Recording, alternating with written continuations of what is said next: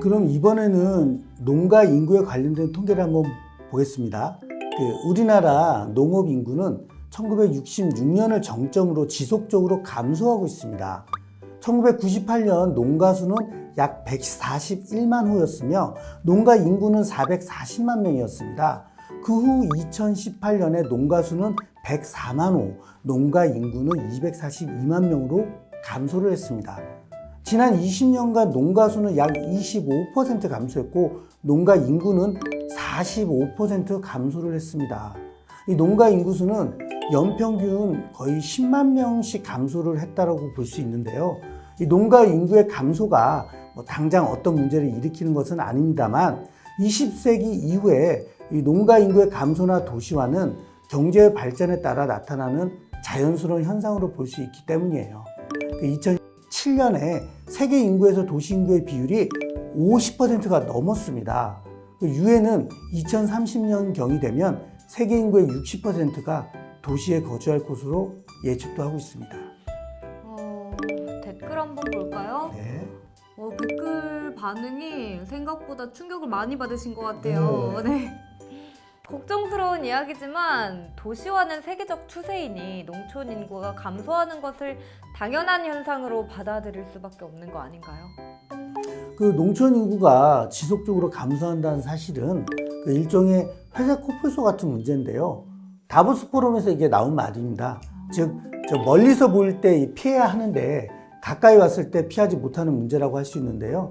농촌 인구의 감소는 농촌 공동화, 지방도시 소멸과 같은 위험 요소를 안고 있습니다. 농가 인구 감소도 문제지만 농촌 고령화도 해마다 심각해지고 있는 것 같습니다. 예, 한번 볼까요? 농촌 인구는 60세 이상 인구 비율이 1995년 26%에서 지속적으로 증가하여 2018년에는 58%로 급증을 하였습니다. 고령화 기준으로 사용되는 65세 이상 인구 비율도 2018년 45%로 전체 평균 14%의 3배에 이릅니다. 총 인구에서 65세 이상의 인구가 차지하는 비율이 7% 이상인 사회를 고령화 사회라고 하는데요.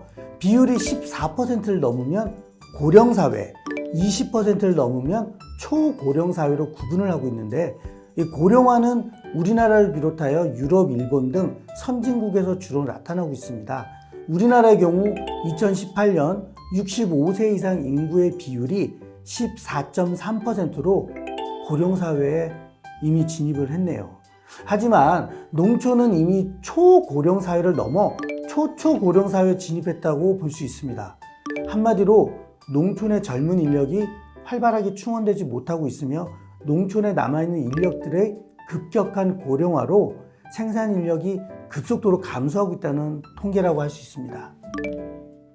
이 통계로 결론 지어보면 우리 농촌은 인구 감소 및 고령화로 인해 어려움을 겪고 있으며 시장 개방에 따른 어려움과 환경적 부담 확대로 인해 지속 가능성 붕괴가 더욱 가속화될 가능성이 있다는 것이겠네요? 그렇습니다. 또한 이러한 농촌의 지속 가능성 붕괴는 안전한 음식을 안정적으로 공급하는 데 문제를 만들어 도시 소비자의 건강에도 큰 문제를 일으킬 가능성이 높다는 것이고요. 결국 도시와 농촌을 위해 어떠한 방법으로든지 농촌 활성화가 매우 필요한 상황인 것 같은데 농촌 활성화를 위해서는 일정 수준의 농가 소득이 확보되어야 할 텐데 과장님 어때요? 1995년 도시가구 소득 대비 농가 소득 비율은 95.1%로 도시 소득과 거의 비슷했으나 2000년에는 80.6%로 2010년에는 66.8%로 빠르게 감소하였고 2012년에는 57.6%로 급감하였습니다. 또한 가구당 농가 부채가 1995년에는 916만 원이었으나 2010년대에는 2,700만 원 수준으로 상승하여 떨어지지 않고 있어서 농가의 소득에도 지속적으로 문제가 발생하고 있습니다. 댓글에 굉장히 심각한 일이라고 걱정이 많으세요. 네, 맞습니다. 이 농가 소득이란 농업 소득, 농해 소득, 이전 소득, 비경상 소득을 합한 것을 말하는데요. 2018년 자료를 보면 농가 소득 중 제일 많은 부분을 차지하는 것은 30.7%인 농업소득입니다. 그동안 이 농협 직원분들께서 많이 노력해 주셔서 도시근로자와 농업인 간의 소득 격차는 많이 해소되긴 했지만 아직도 격차가 있는 것은 사실입니다. 2018년 농가경제조사에 따르면 도시근로자 가구 소득 대비 농가 소득은 63.3%로 2017년보다 1% 더 낮아졌습니다. 제가 농협 근무하면서 처음 들어보는 농협 칭찬인 것 같습니다. 우리 댓글에도 진짜 다양한 의견들이 막 올라오고 있어요. 반응이 너무 뜨거운데 소득 문제와 관련해서 농촌의 심각성을 크게 두 가지로 보는 전문가도 있습니다.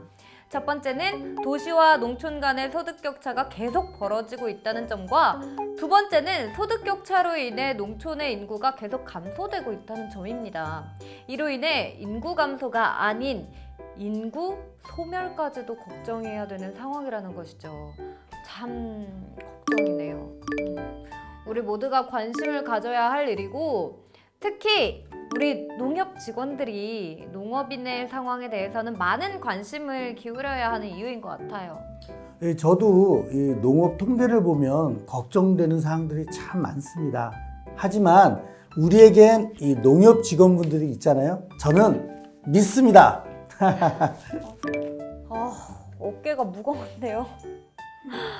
농업의 현실을 정확도 높은 통계로 확인하니까 더 제가 하는 일이 우리 모두를 지키는 중요한 일이라는 것도 느끼게 됐는데요. 우리 구독자분들 반응을 보면 이런 댓글이 있어요.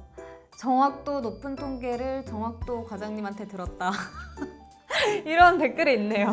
이게 라임이 아주 끝내주는데요. 저분 쇼미더머니 나가도 될 것 같은데. 이제 방송을 마무리해야겠네요.